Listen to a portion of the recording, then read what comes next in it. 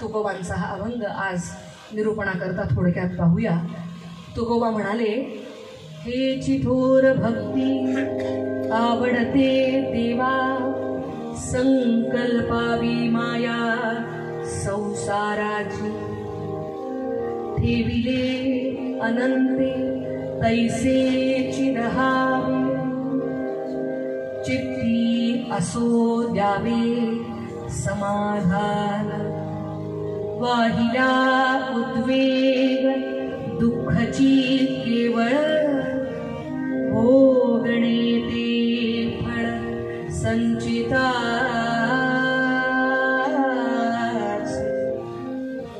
तुका म्हणे घालू तयावरी भार,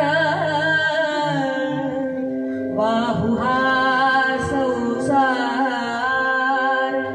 देवा पायी, वाहू हा संसार देवा पायी, हेची थोर भक्ती। पहिलाच शब्द वापरला हीच, याच्या परती दुसरी कुठलीही नाही। काय मौज आहे। आपण रोजच्या व्यवहारात वावरत असताना अनेक गोष्टी मंडळी आवडीनं करतो, निवडीनं करतो, आणि यातलं काहीच सोयीचं नसेल तर सवडीनं करतो। जी गोष्ट मनापासून करायला आवडते ती मिळाली की ती आपसुकच आवडीनं केली जाते। नाही मिळत आहे बाबा मनासारखी गोष्ट, ती सोडून समोर काहीतरी 3-4 पर्याय आले, मग त्या 4 पर्यायातला एक पर्याय आपण निवडतो।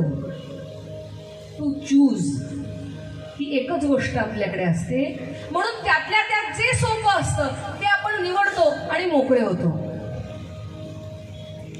आणि भावना कशी असते माहिती का, ते करताना जाऊ दे आता, पदरी पडलं आणि पवित्र झालं, करून नाहीतरी आपल्यालाच करायचं आहे असं म्हणून ती गोष्ट करावी लागते, कारण त्याच्यात आवड नसते। आणि तिसरा प्रकार आहे सवडीनं करणं, आवडही नाही निवडही नाही, जशी सोय वाटेल तसं करणं। बऱ्याचदा आपल्याकडच्या सगळ्याच गोष्टी चालतंय हो, ध्यान भागवून अशा सवडीनच चाललेल्या असतात। पण तुकोबा म्हणाले नाही, हे चिथोर भक्ती हीच, याच्यावरती दुसरी कुठलीही गोष्ट भगवंताला आवडणारी नाही। त्याला जे आवडतंय तेच आपण करायचं आहे, आणि तेच करणं हेच भगवंताच्या भक्ताचं पहिलं लक्षण आहे। हीच गोष्ट आवडते देवा, त्याला आवडते कुठली, संकल्पावी माया संसाराची। अहो, एखादी पूजा आपण घरी केली, एखादं धार्मिक कार्य केलं तर सगळं झाल्यानंतर गुरुजी यजमानाला सपत्नीक बसवतात आणि यजमानाच्या हातावरती पाणी सोडत सोडत त्याला संकल्प म्हणायला लावतात। ज्या संकल्पाच्या शेवटची 2 शब्द जे आहेत ते फार महत्वाचे आहेत। सगळं बोलून घेतात गुरुजी आणि त्या यजमानाला सांगतात, हा म्हणा, इदम न मम, सोडा पाणी। हे जे काय सगळं केलंय या सगळ्याचं श्रेय माझं नाही बाबा भगवंता, तुझं आहे, इदम न मम। असा संकल्प सोडून घेतला की गुरुजीही मोकळे आणि यजमानही मोकळा पुढच्या काही सगळ्या गोष्टी करायला, काय ते ज्याच्या त्यांनी ठरवाव्या। पण साधारणपणाने आपल्या कोणत्याही कार्याची इतिश्री किंवा सार्थकता हे केलेलं आहे ते ज्याच्या कृपेनं केलंय त्याच्या पायी संकल्प करून सोडून मग वाहायचं असतं, समर्पण करायचं असतं, अशा भावनेची आहे। मग तुकोबा म्हणाले, अरे बाकी सगळं कशाला समर्पण करतोस, एकच गोष्ट समर्पण कर, काय, संकल्पावी माया संसाराची। संसाराची माया, संसाराचं प्रेमच संकल्प करून सोडून टाक ना एकदाचा त्या भगवंताच्या पायी। म्हणजे काय, शंकराचार्यांनी वर्णन केलंय स्तोत्रामध्ये त्याप्रमाणे आपण कितीही वेळा जन्माला येतो आणि कितीही वेळा तो देह सोडून निघून जातो, भगवान गोपालकृष्णानं 18 दिवसाच्या त्या युद्धामध्ये अर्जुनाला आयुष्याची ही किती गुह्यतम शास्त्राची व्याख्या सांगितली आहे. भगवंत म्हणाले, पार्था लक्षात ठेव, काय जे उपजे ते नासे, जे नासे ते उपजे, हे घटिका यंत्र जैसे परिभ्रमेगा. ते परिभ्रमण करत राहतं, फिरत राहतं, ते थांबणार नाही.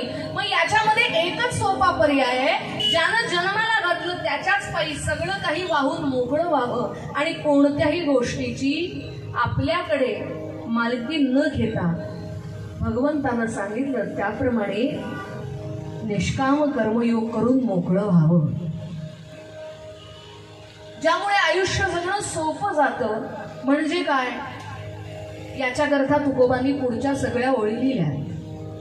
तुकोबा म्हणाले, एकदा का तुला हे कळलं की सगळं काही त्याच्या सत्तेनं चालतं, आपण कुठेच मोठे नाही आहोत, की मग आपोआप तुला तुझ्या समाधानाची व्याख्या कळायला लागेल. ज्याच्याकरता तुकोबांनी दुसरं चरण लिहिलंय, हे विले अनंते तैसेची राहावे. आता ही ओळ कीर्तनकारानंच पुरी केली पाहिजे अशी काही सक्ती नाही. कारण मी मगाशी म्हणलं तसं आमच्या संतांच्या वाङ्मयाचा आमचा सखोल अभ्यास जरी नसला तरी आमच्या सोयीपुरत्या काही ओळी पाठ येतो. आणि त्यातली ही ओळ आहे, ठेविले अनंते तैसेची राहावे, चित्ती असो द्यावे समाधान. दुर्दैवाने काय झालंय माहितीये का, संतांच्या प्रत्येक ओळीचा वाक्याचा अर्थ आपल्याला पाहिजे तसा आपण लावून मोकळा झालोय.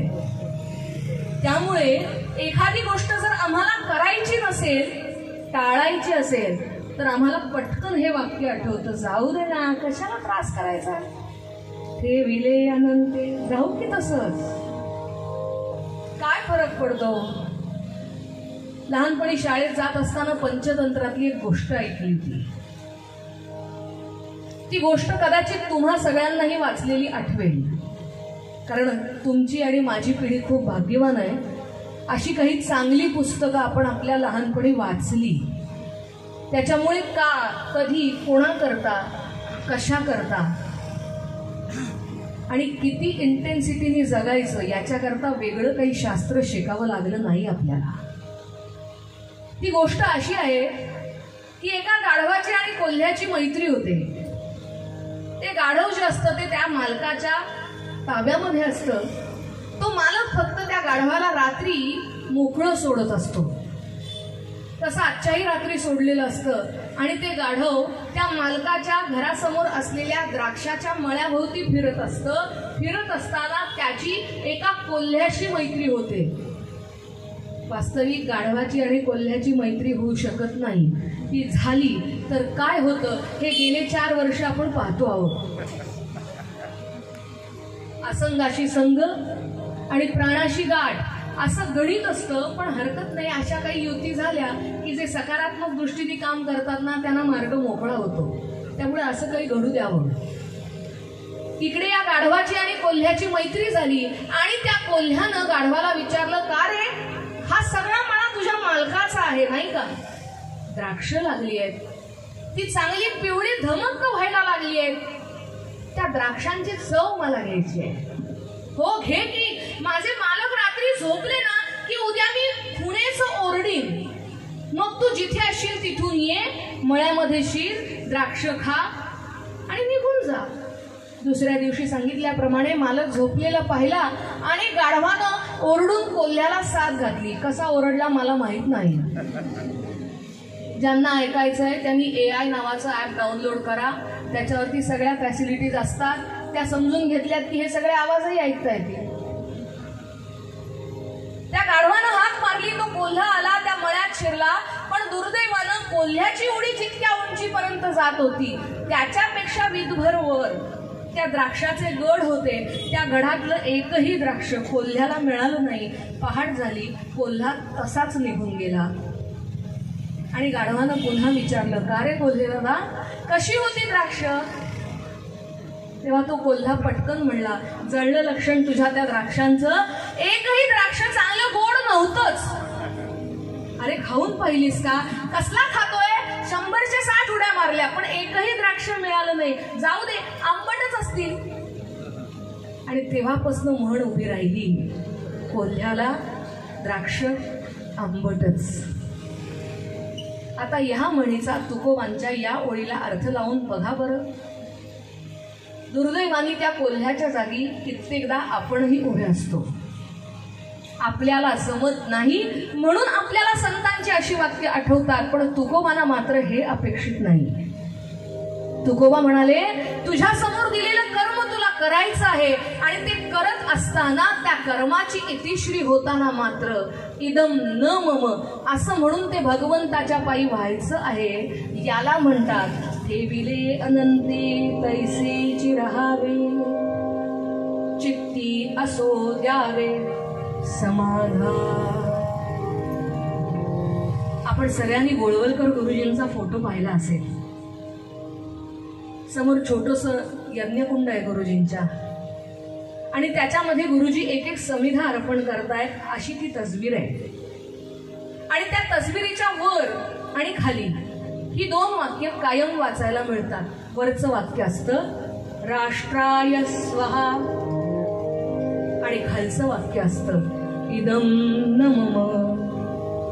माझ्या हातून घडणारी प्रत्येक गोष्ट माझ्या राष्ट्राकरता, माझ्या देशाकरता, माझ्या बांधवांकरता, माझ्या देवतांकरता, संस्कारांकरता आणि संस्कृतीकरता करण्यासाठी मी बांधील आहे. आणि याचं श्रेय हे माझ्या पदरात मी घेत नाही का, कारण हे सारं काही माझ्या देशाकरता आहे. इदम न मम. आणि याच भावनेला समर्पण अशी संज्ञा आहे. योगी अरविंदांच्याकडे एक दिवस त्यांचा शिष्य आला आणि त्या शिष्याने विचारलं, स्वामीजी तुम्ही ध्यानमग्न असता, कधी जमलं तर अरविंदांचं चरित्र काढून बघा. युद्धामध्ये भाग घेणारा हा संन्यासी स्वामी, याची आणि लोकमान्यांची भेट झाली. भगवान गोपाळ कृष्णावरती अरविंदांची प्रचंड भक्ती. आणि असं चरित्रात लिहिलेलं आहे, असा उल्लेख आहे की योगी अरविंदांशी त्या ध्यानमग्न अवस्थेत भगवान गोपाळ कृष्ण संवाद साधायला येत असत. अशा या योगी अरविंदांना त्यांच्या शिष्याने विचारलं, स्वामीजी तुम्ही रोज भगवान गोपाळ कृष्णाशी गप्पा मारता, बोलता, चर्चा करता, हे सगळं आम्हालाही करता येईल का? याच्याकरता आम्ही काय करायला हवं? स्वामीजींनी एकच शब्द वापरला, टोटल सरेंडर, संपूर्ण शरणागती.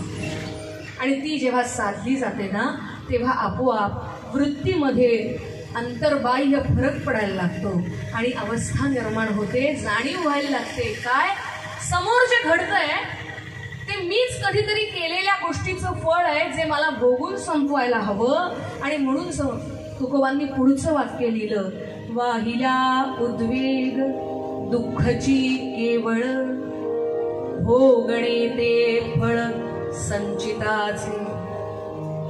जे काही पूर्वसंचित असेल ना ते भोगून संपवावं आणि मग नवी सुरुवात करावी. आणि ती सुरुवात करत असताना भगवंतानं सांगितलं त्या मार्गावरनं पुढे जात राहावं. आणि हातून घडणारं प्रत्येक कर्म तुका म्हणे घालू तयावरी भार, वाहुहा संसार देवा पायी. या समर्पण वृत्तीनं भगवंताला सारं काही वाहून मोकळं व्हावं. तुकोबांना अपेक्षित असलेला अभंगाचा शब्दार्थ, भावार्थ आणि तत्वार्थ हा असा आहे. आता ह्या सगळ्याकडे आपण आपल्या दृष्टीनं पाहूया. हे सगळं जे काही तुकोबा आपल्याला करायला सांगतात, हे करत असताना आपल्याला हे किती जमणार आहे याच्याकरता आपण आपली परीक्षा घेतली पाहिजे. आणि ती परीक्षा घेताना आधार घ्यायचा असेल तर तो आपल्याकडे घडून गेलेल्या इतिहासाचा, वेद पुराणांचा आणि ग्रंथांचा घ्यायला हवा. मला भगवंताला आवडेल तेच करायचं आहे, हे एकदा माझं पक्क ठरलं की कोणीही माझ्यासमोर आडवं आलं तरी सुद्धा माझ्या कृतीत बदल होणार नाही, इतकी समर्पण वृत्ती माझी असली पाहिजे. परमार्थाच्या दृष्टीने ह्याचा एक दृष्टांत पाहूया. एक दिवस संध्याकाळच्या वेळेला भगवान गोपाल कृष्ण आपल्या महालाच्या सज्जामध्ये उभे होते, म्हणजे खिडकीत. आणि त्या खिडकीत उभं राहून भगवान गोपाल कृष्ण अस्ताला जाणारा सूर्य बघतायत. तो सूर्य बघत असताना त्यांच्याही नकळत त्यांच्या डोळ्यातनं अश्रू व्हायला लागले आणि भगवंताची ती दोलनामय अवस्था पाठीमागे उभ्या असलेल्या उद्धवानं पाहिली. उद्धवानं पुढं व्हावं आणि म्हणावं, भगवंता आम्हाला मारे सांगता सुख दुःख सभै कृत्वा, सुख असू दे दुःख असू दे समप्रमाणानं समतोलानं स्वीकारावं, पण तुमच्या मात्र डोळ्यात पाणी आहे. भगवंतानं सांगितलं, अरे उद्धवा काय करू, मला ना माझ्या गोकुळातल्या गोपींची आठवण येते आज. कशाला? द्वारकेत काय गोपिका नाहीयेत? एवढं असं काय गोकुळातल्या गोपिका करतात ज्याच्यासाठी तुमच्या डोळ्यातनं पाणी यावं? आम्ही काय तुमचा दुस्वास करतो? भगवंतानं म्हणावं, अरे असं नाहीये. खरं सांगू का, त्या गोपिकांचं आणि माझं नातं काय आहे हे मी तुला शब्दात सांगण्यापेक्षा तू स्वतःच गोकुळात का जात नाहीस, त्यांना भेटत का नाहीस, आणि त्यांना भेटशीलच तर त्यांना माझा एक निरोप दे. त्यांना सांग, वाईट वाटून घेऊ नका, कृष्ण गोकुळात नाहीये पण तो संपूर्ण जगात भरून उरलेला आहे. तो द्वारकेत सुखरूप आहे आणि तिथूनही त्याचं तुमच्याकडे लक्ष आहे. उद्धवानं रथ जोडून घेतला. काय माहितीये का मंडळी, पूर्वीच्या काळी असे काही चांगले उद्धव होते जे त्यांना भगवंताचं कार्य करत करत आयुष्य जगणं मान्य होतं. माझं वाक्य संपलंय. त्यांच्या आयुष्याचं उद्दिष्ट एकच होतं, ज्याला आराध्य मानलंय, ती शक्ती, ती व्यक्ती आणि ती वृत्ती. आता सगळंच बदललं, त्यामुळे निष्ठाही बदलल्या. पण त्यावेळेला असं नव्हतं. भगवंतानं सांगितलं, जा बाबा गोकुळात जाऊन ये, आणि उद्धवानं गोकुळ गाठलं, तेही संध्याकाळच्या वेळेला.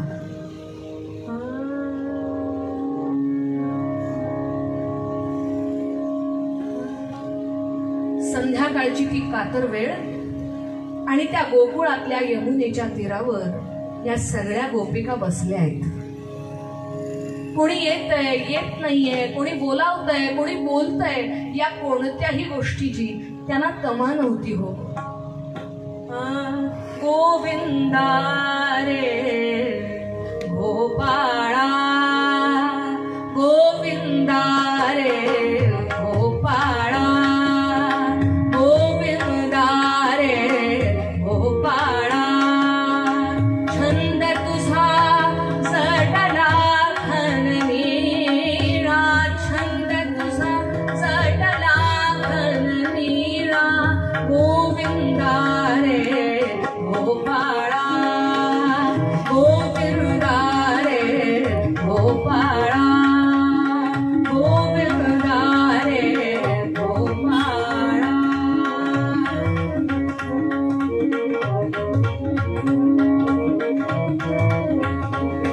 उद्धवाने त्या बसलेल्या गोपिकांकडे पाहिलं.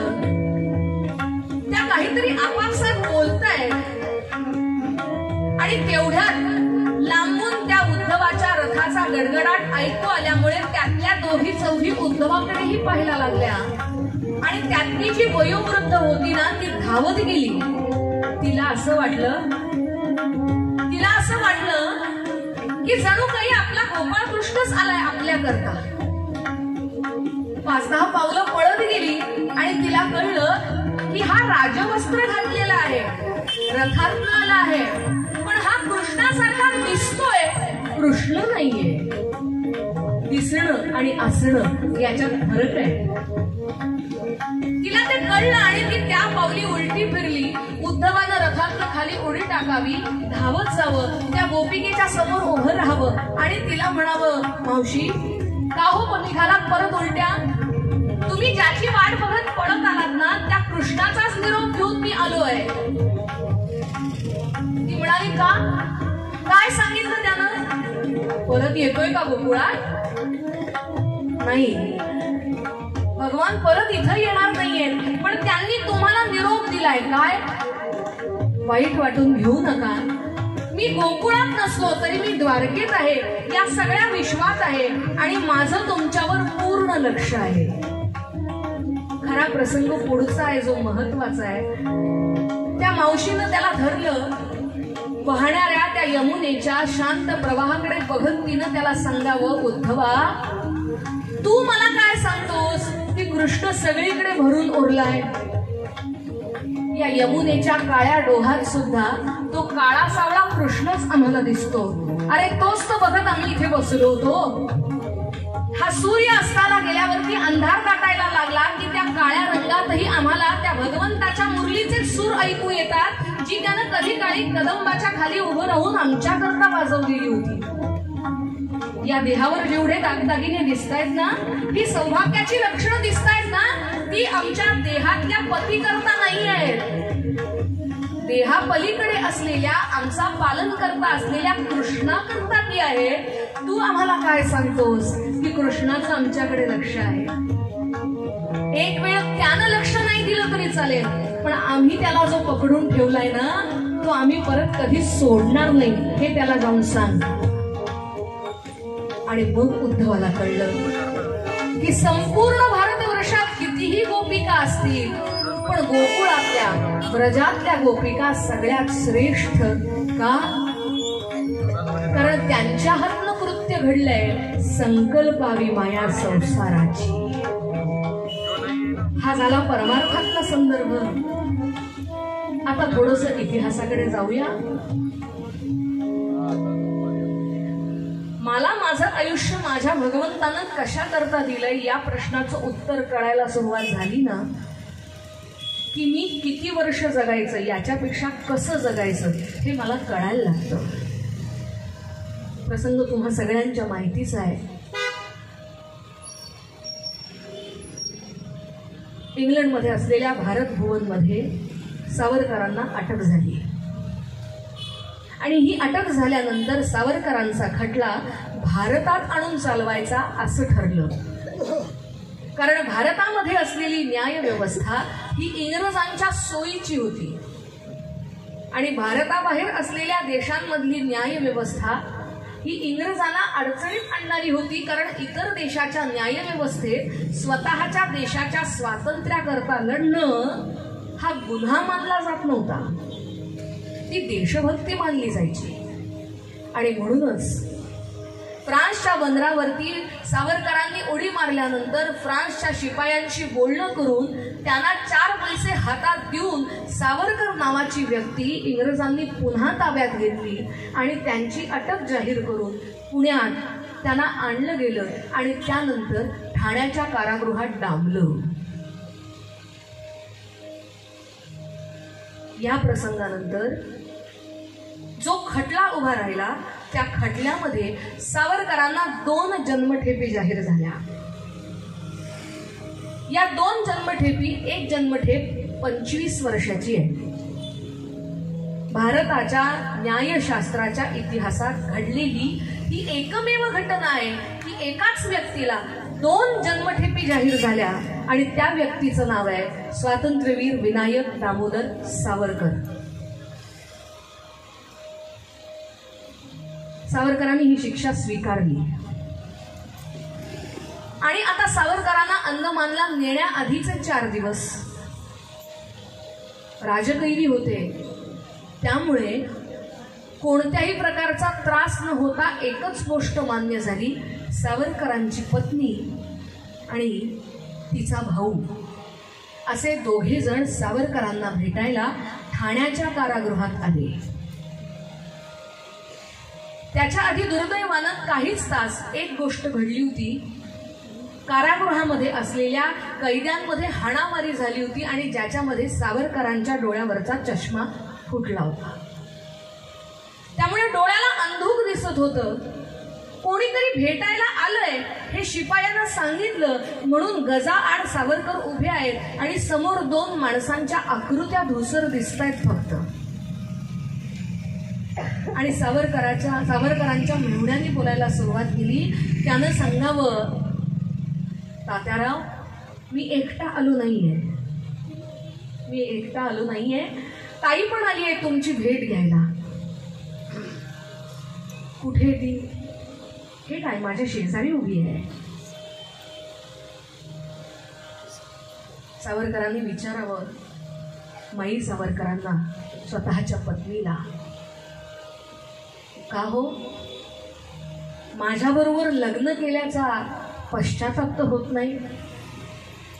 कारण साधारणपणाने विवाह झाल्यावरती स्वतःच्या प्रपंचाची स्वप्न प्रत्येक स्त्रीनं रंगवलेली असतात. प्रपंच तर सोडा, तुमचं रोजचं आयुष्य सुद्धा जगणं मुश्किल झालंय माझ्या या सगळ्या राष्ट्रकार्यामुळे.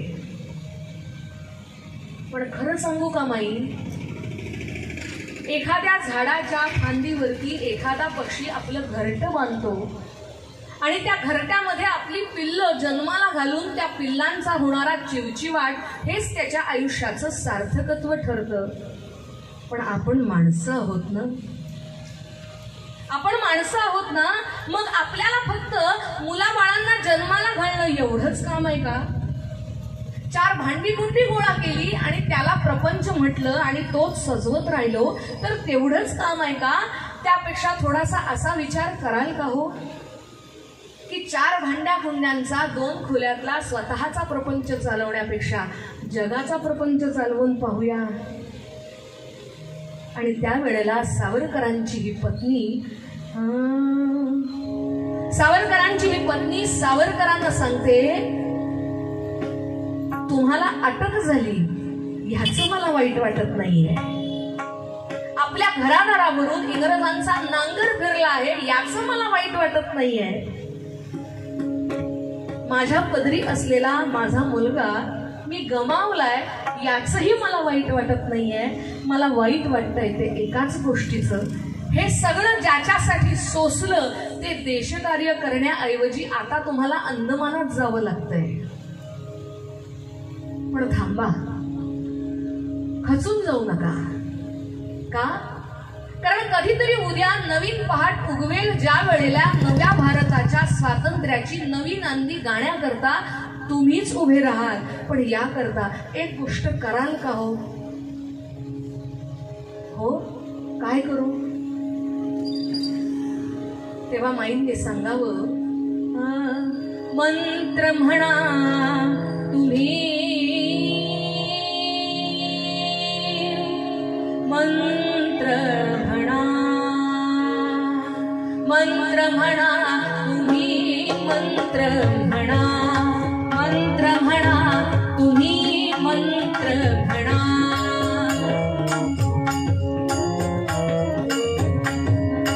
मंत्र म्हणा तुम्ही, मंत्र म्हणा, पुरुषोत्तम तुम्ही त्याची क्षणा, पुरुषोत्तम तुम्ही त्याची क्षणा, मंत्र म्हणा तुम्ही, मंत्र म्हणा, मंत्र म्हणा तुम्ही, मंत्र म्हणा. माई सांगतात तुम्ही मंत्र म्हणा. कुठला? कृष्णाय वासुदेवाय हरये परमात्मने प्रणत क्लेशनाशाय गोविंदाय नमो नमः. म्हणाल का हो? म्हणाल का? लक्षात घ्या मंडळी, ज्या स्वातंत्र्यवीराच्या वाट्याला आयुष्यभर फक्त लोकांची लांछनं सहन करणं एवढंच आलंय ना, त्या सावरकरांना आज कित्येक लोकांचा वर्ग नास्तिक मानतो.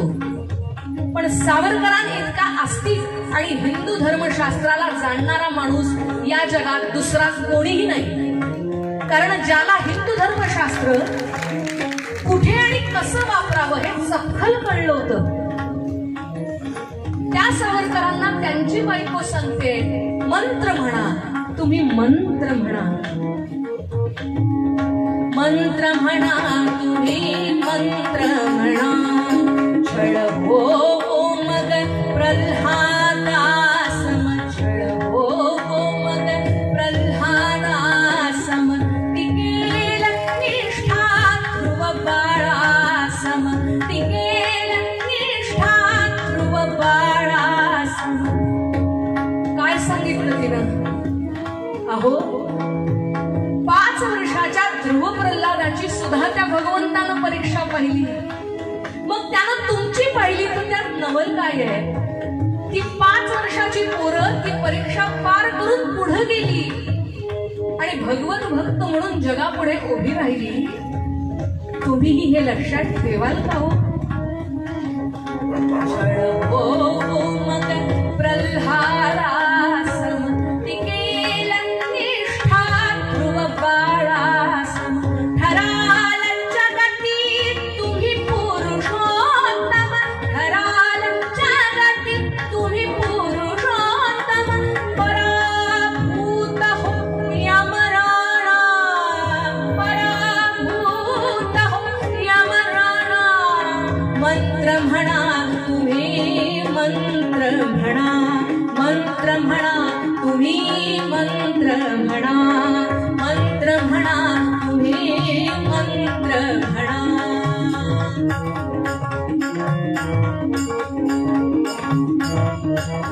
पुढचं कडवं फार सुंदर आहे. कीर्तन सम्राट, राष्ट्रीय कीर्तनकार असलेल्या गोविंद स्वामी आपळ्यांची ही रचना, ज्यांनी या सगळ्या व्यक्तिमत्वांना खूप जवळून पाहिलं. काय म्हटल्या माई सावरकरांना? सत्यवान तुम्ही मी सावित्री, सत्यवान तुम्ही मी सावित्री. नव्या भारती नवी धरित्री, नव्या भारती नवी धरित्री.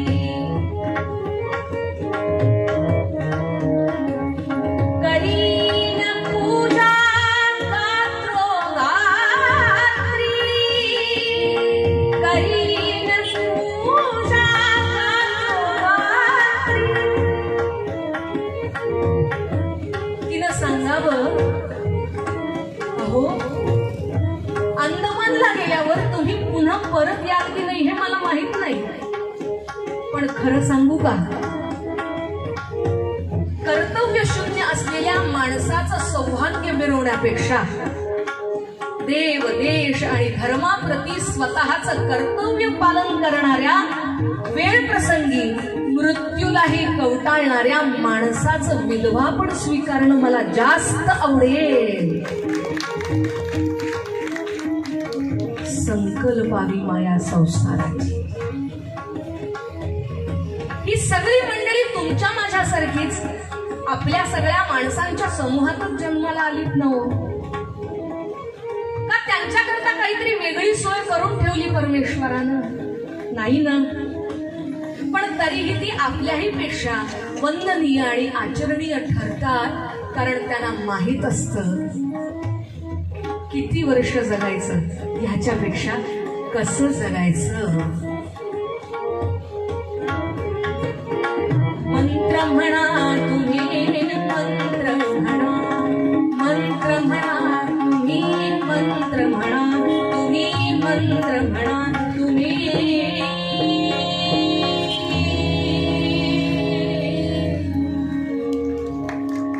म्हणाव मंत्र म्हणा. किती उदाहरणं द्यावी. ज्या राम नवरात्राची आजपासून सुरुवात आहे ना, त्या रामायणातली ही प्रत्येक व्यक्ती आपल्याला याच मार्गाने पुढे जाणारी दिसते. वाल्मिकी रामायणातल्या काही पानांचा अभ्यास केला ना तर कळेल. अजय राजापासून, दशरथ राजापासून, रामचंद्रांपासून, कुशलवांपासून, नव्हे नव्हे या रघुकुळाचा मुख्य असलेल्या रघुराजापासून या रघुवंशाकडे चालत आलेली राज्याची सीमा खूप मोठी आहे, ज्याला कोसल प्रांत असं म्हटलं जातं. आणि या कोसल प्रांतामध्ये अयोध्या ही या संपूर्ण प्रांताची राजधानी आहे. म्हणून रघुराजासकट सारी रघुवंशातली राजकुटुंब ही अयोध्येत वास करणारी आहे. आणि या सगळ्यांमध्ये सगळ्यात श्रेष्ठ ठरतात ते मर्यादेनं सर्व गोष्टी करूनही पुरुषोत्तम ठरणारे रामचंद्र. या रामचंद्रांना आपल्या भारतीय संस्कृतीचा नव्हे राष्ट्राचाही आदर्श मानावा. कशा करता प्रसंग आपल्या सगळ्यांना माहिती आहे. कदाचित आजपासूनही बाबूजींच्या आवाजातली गीत रामायणातली गाणी वाजायला सुरुवात झाली असेल, पण काही गाणी ही फक्त संगीत चांगलंय म्हणून ऐकू नका, त्यातल्या शब्दांचाही विचार करा. ती कुठल्या तत्वाकरता लिहिली गेली आहेत याचाही विचार करा. प्रसंग असा आहे की विश्वामित्र दशरथाकडे येतात आणि दशरथाकडे आल्यानंतर विश्वामित्र त्यांच्याकडे मागणं करतात. काय? दशरथा, तुझा ज्येष्ठ असलेला मुलगा तू मला दे. तू मला दे का? मारीच्या तो सुबाहू राक्षस ते दीर्घ बाहू. मारीच्या तो सुबाहू राक्षस ते दीर्घ बाहू. मारीच्या तो सुबाहू राक्षस ते दीर्घ बाहू. टाकतील शस्त्र स्वही राम देखता. टाकतील शस्त्र स्वही राम देखता. ज्येष्ठ तुझा पुत्र मला देई दशरथा. ज्येष्ठ तुझा पुत्र मला देई दशरथा. यज्ञ रक्षणास योग्य तोची सर्वथा. यज्ञ रक्षणास योग्य तोची सर्वथा. प्राणाहुती वचनी प्रीत रघुवंशी हीच रीत. प्राणाहुती वचनी प्रीत रघुवंशी हीच रीत. दाखवी बघ राम स्वतः सर्व सिद्धता. दाखवी बघ राम स्वतः सर्व सिद्धता. ज्येष्ठ तुझा पुत्र मला देई दशरथा. ज्येष्ठ तुझा पुत्र मला. विश्वामित्रांनी रडणाऱ्या कौसल्येकडे पाहावं, तिला म्हणावं, कौसल्ये, डोळ्यातून पाणी कशाला काढतेस? क्षत्रिय स्त्री आहेस तू आणि तुझ्या पोटी जन्माला आलेला हा तुझा मुलगा जर रणांगणामध्ये रंगताना दिसत असेल तर तुला आनंद व्हायला हवा. आपण बरोबर याच्या उलट तत्व अनुसरतो नाही का? माझं कुटुंब, माझी जबाबदारी आणि माझी चौकट, या चौकटीमध्ये मला जे सोयीचं आहे ते झालं पाहिजे. जे काही असेल ना ते शेजारच्या घरात असू दे, पण नाही, कोणीतरी येईल, कोणीतरी करेल, कोणीतरी थांबवेल असं बघत जर रामचंद्रांनी विचार केला असता, दशरथानं रामचंद्रांना विश्वामित्रांच्या हाती सोपवलं असतं, वसिष्ठांनी त्याकरता रथबदली केली नसती, तर रामचंद्रांचं नवरूप दिसलं असतं का हो? भारतीय संस्कृतीचा मूळ आधारस्तंभ असलेली यज्ञ संस्कृती, ज्या संस्कृतीमध्ये घातली जाणारी प्रत्येक आहुती त्या अग्नीच्या रूपानं, वायूच्या रूपानं आपल्या इष्टदेवतांपर्यंत पोहोचवली जाते, अशा संस्कृतीमध्ये जन्माला आलेले आपण सगळे आणि त्याच यज्ञाचा विध्वंस करण्याकरता जेव्हा असुरी प्रवृत्ती उभ्या राहतात, तेव्हा कुठेतरी रघुकुळातल्या, श्रेष्ठ कुळातल्या एका क्षत्रिय राजकुमारानं येणं हे त्याचं देशकर्तव्य असतं, धर्मकर्तव्य असतं आणि ते करण्याकरता त्यांनी उभं राहणं हीच त्याची जबाबदारी असते. हाच नियम श्रेष्ठांपासून तळागाळातल्या प्रत्येकाला लागू होतो मंडळी, प्रत्येकाला लागू होतो. आणि म्हणून संतांचे अभंग अभ्यासायला हवेत. ते ज्या दिवशी आम्ही अभ्यासायला लागू त्या दिवशी ते आचरणात आणले पाहिजेत असं म्हणून आमचं पाऊल पुढे पडेल. आणि ते आचरणात यायला लागले की येणाऱ्या अनुभूतीनं आम्ही सिद्ध होऊ आणि आमचं साध्य काय आहे हे लक्षात घेऊन आमची वाटचाल सुरू होईल. हे सगळं मी का बोलतेय याला कारण एकच आहे. ज्या देशामध्ये जन्माला आलेल्या प्रत्येकाला एक वाक्य आयुष्यभर शिकवलं गेलं आणि ते वाक्य असं आहे जे आपल्या भारतीय संस्कृतीचं, हिंदू धर्माचं द्योतक आहे. यत्र नार्यस्तु पूज्यन्ते रमन्ते तत्र देवता. काय अर्थ आहे या वाक्याचा? या वाक्याचा अर्थ जर समजला आणि आजूबाजूला चाललेल्या परिस्थितीकडे आम्ही डोळे उघडे करून पाहिलं तर मला उत्तर देऊ नका, पण स्वतःच्या मनालाच हा प्रश्न विचारून स्वतःच उत्तर लक्षात ठेवा. चाललेली परिस्थिती बदलायची असेल, ती बदलता येत असेल तरच आम्ही हिंदू आहोत असं म्हणण्याचा आम्हाला अधिकार आहे. केवळ परंपरा आहे म्हणून 3.5 मुहूर्तापैकी सगळ्या मुहूर्तांना आवश्यक असलेल्या परंपरा पाळल्या म्हणजेच आम्ही हिंदू होतो असं नाही. उभी राहणारी गुढी ही आमच्या मांगल्याची, पावित्र्याची प्रतीक म्हणून जशी उभी राहते ना, तशीच ती आमच्या शौर्याचं आणि पराक्रमाचं प्रतीक म्हणूनही उभी राहते. कारण गुढीला लागतो तो सगळ्यात मोठा बांबू, ज्याला आपण काठी म्हणतो. वेळ पडली तर हातातली काठी समोरच्याच्या मस्तकी मारायला सुद्धा आम्हाला संतांनी सांगितलंय. भले तरी देऊ कासेची लंगोटी, नाठाळाचे माथी हळू काठी. घरातली काठी बुवा म्हणतात तसं फक्त धुणं वाळत घालायलाच ठेवलेली नसते, हे आम्हाला कळायला हवं आहे.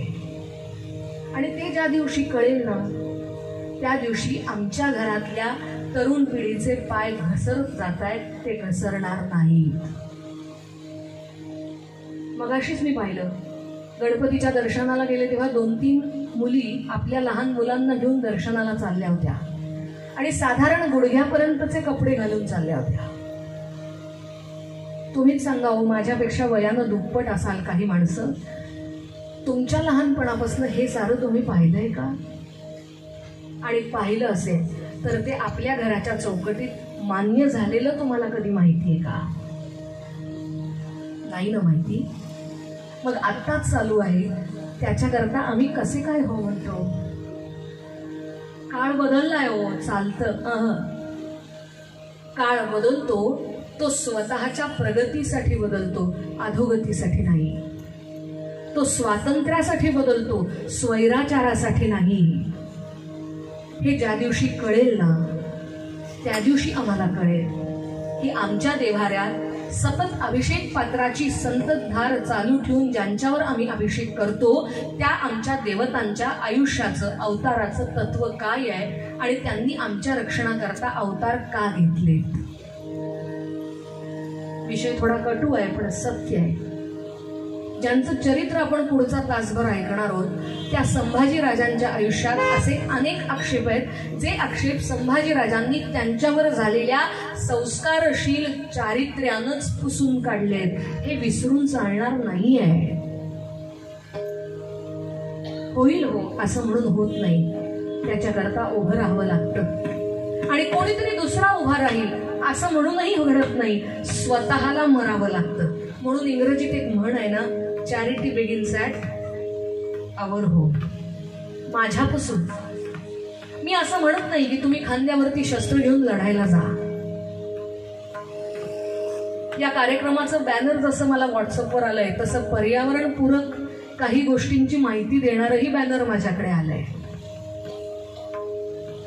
जिथे मुळातच आमच्या संस्कृतीचा पाया सोहळं आणि शुचिरभूतता असा आहे, तिथे अशा काही गोष्टी करण्याकरता आम्हाला आवाहन करायला लागतं. इथेच लक्षात येतं की आम्ही आमच्या हिंदू संस्कृतीचा ऱ्हास स्वतःच करतो आहोत. कुठेतरी हे थांबायला हवंय. सर्वार्थानं चाललेल्या या सगळ्या गोष्टी ज्या दिवशी थांबतील ना मंडळी, त्या दिवशी प्रत्येक नवीन संवत्सराला उभ्या राहणाऱ्या गुढीला काहीतरी अर्थ उभा आहे, शिल्लक राहील. आज विश्ववसू नावाचं संवत्सर सुरू झालंय. संपूर्ण विश्वामध्ये भारताला जर वंदनीय करायचं असेल तर आजच्या दिवसापासूनच सुरुवात करायला हवी आहे. ती करायचा थोडासा प्रयत्न करूयात का? आणि चुकून माकून जमलंच तर भारतीय तत्वज्ञानाचा पाया ज्या त्यागावरती उभा आहे त्या त्यागाचा विचार करत राष्ट्राय स्वाहा इदम न मम असं म्हणत केलेलं सगळं काही समर्पित भावनेनं राष्ट्राच्या आणि भगवंताच्या पायी वाहता येतंय का याचा विचार करूया का? हा विचार जेव्हा व्हायला लागेल तेव्हा कळेल तुकोबा असं का म्हटले की तुका म्हणे घालू तयावरी भार वाहू हा संसार देवापायी. कोणत्याही गोष्टीची पुट जर चढलीच नाही तर पुन्हा पुन्हा त्या चक्रात गुंडाळून आपल्याला अडकवून घ्यायची वेळच येणार नाही. हे ज्याला कळलंय ना त्यालाच कळेल की हेची थोर भक्ती आवडते देवा म्हणजे काय. आख्यानाकडे जायच्या आधी तुकोबांच्या या अभंगाचा पुन्हा एकदा उच्चार करूया आणि आपल्या कथेकडे जाऊया.